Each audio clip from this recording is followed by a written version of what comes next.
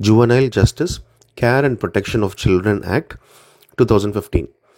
ஜுவனைல்னா 18 வயசுக்கு கீழே இருக்கிறவங்க எல்லாருமே ஜுவனைல்னு சொல்லுவோம். ஜஸ்டிஸ்ன்றது அவங்களுக்கான நீதி. ஸோ அதை பற்றி தான் இந்த டாப்பிக்கில் பார்க்க போகிறோம். ஸோ ஜுவனைல் ஜஸ்டிஸ் ஆக்ட் 2015 இந்த லா கொண்டு வந்தாங்க. இதோட மெயின் பர்பஸ் என்ன அப்படின்னா, சட்டத்துக்கு புறம்பாக இருக்கிற குழந்தைங்கள ப்ரொடெக்ட் பண்ணுறது. அடுத்தது குழந்தைங்களுக்கு தேவையான ப்ரொடெக்ஷனை கொடுக்கறது. தேர்டு, ஒரு சைல்ட் ஃப்ரெண்ட்லி என்வாயர்மெண்ட் அவங்களுக்கு கொடுக்கறது.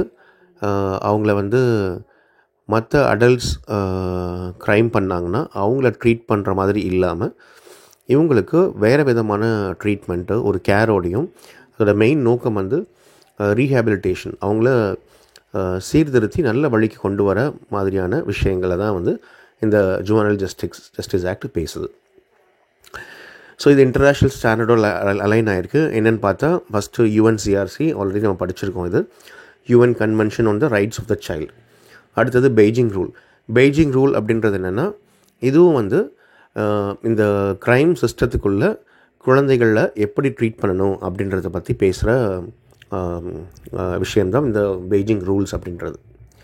அது இல்லாமல் மற்ற இன்டர்நேஷ்னல் சைல்ட் ப்ரொடெக்ஷன் கைட்லைன்ஸ் அதை ஃபாலோ பண்ணியும் இந்த ஆக்ட் இருக்குது. ஸோ இதுக்கு முன்னாடி என்னென்ன ஆக்ட்லாம் இருந்துச்சு அப்படின்னு நம்ம பார்த்தோம்னா, 1850 அப்ரெண்டிசஸ் ஆக்ட் அப்படின்னு இருக்குது. அதாவது சில்ட்ரன் கமிட்டிங் பெட்டி க்ரைம்ஸ், சின்ன சின்ன திருட்டு பண்ணுறவங்க, சின்ன சின்ன க்ரைம் பண்ணுறவங்கள ஜெயிலில் போடாமல் அவங்களுக்கு தேவையான ட்ரைனிங் இல்லை அவங்கள எஜுகேட் பண்ணுறது, இந்த தவறுகள்லேருந்து வெளியே வரதுக்கு ஹெல்ப் பண்ணுறது. ஸோ இந்த மாதிரி விஷயங்களை பண்ணணும் அப்படின்றதுக்காக அப்ரெண்டிசஸ் ஆக்ட் அப்படின்னு கொண்டு வந்தாங்க. அடுத்தது 1876 ரிஃபார்மேட்டரி ஸ்கூல்ஸ் ஆக்ட். இது என்ன பண்ணுதுன்னா, இந்த சீர்திருத்த பள்ளிகள், இப்போது 18 வயசு கீழே இருக்கிறவங்க தவறு பண்ணாங்கன்னா அவங்கள ஜெயிலுக்கு அனுப்ப மாட்டாங்க. அதுக்கு பதிலாக இந்த சீர்திருத்த பள்ளிகளுக்கு தான் அனுப்புவாங்க. ஜெயில் மாதிரி தான், பட் இதோட மெயின் பர்பஸ் அவங்கள திருத்தி நல்வழிப்படுத்தி வெளியே அனுப்பணும் அப்படின்றது தான்.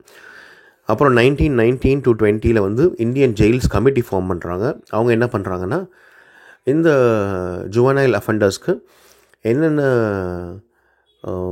மாற்றங்கள் கொண்டு வரணும், என்னென்ன புதிய முறைகளை செயல்படுத்தணும் அப்படின்னு சஜஷன் கொடுக்குறாங்க. 1960 சில்ட்ரன் ஆக்ட். இது மெயினாக இந்த புறக்கணிக்கப்பட்ட குழந்தைகள், அது இல்லாமல் சட்டத்துக்கு புறம்பாக இருக்கிற குழந்தைகள், சட்டத்துக்கு புறம்பாக குற்றங்கள் செய்கிற குழந்தைகள், இவங்களுக்கான கேர் அண்ட் ப்ரொடெக்ஷன் கொடுக்கறது எப்படின்றத பற்றி தான் சில்ட்ரன் ஆக்ட் பேசுது. அப்புறம் 1986 தான் ஜுவனைல் ஜஸ்டிஸ் ஆக்ட் அப்படின்றது வருது. இதுதான் ஃபஸ்ட்டு யூனிஃபார்ம் சென்ட்ரல் லா. அது வரைக்கும் ஒவ்வொரு ஸ்டேட்டும் அவங்களுக்கு தேவையான லாவை க்ரியேட் பண்ணி யூஸ் பண்ணிகிட்டு இருந்தாங்க இந்த ஜுவனைலுக்கு. பட் இதுதான் ஃபஸ்ட்டு யூனிஃபார்ம் சென்ட்ரல் லா 1986 வந்தது. அப்புறம் 1992 இந்தியா ரேட்டிஃபைட் UNCRC. ஸோ UNCRCயை அக்செப்ட் பண்ணிவிட்டு அதோட கைட்லைன்ஸ் பேஸ் பண்ணி இந்த லாஸை க்ரியேட் பண்ணலாம் அப்படின்னு முடிவு பண்ணுறாங்க. 2000 new juvenile justice act. So 1986 வந்த லாவை ரீப்ளேஸ் பண்ணிவிட்டு இன்டர்நேஷ்னல் ஸ்டாண்டர்ட்ஸோடு இந்த லாவை இம்ப்ளிமெண்ட் பண்ணுறாங்க.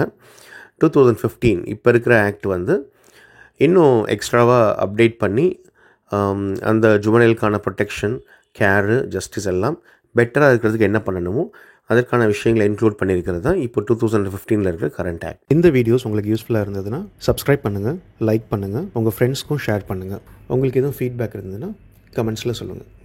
Happy learning and all the best.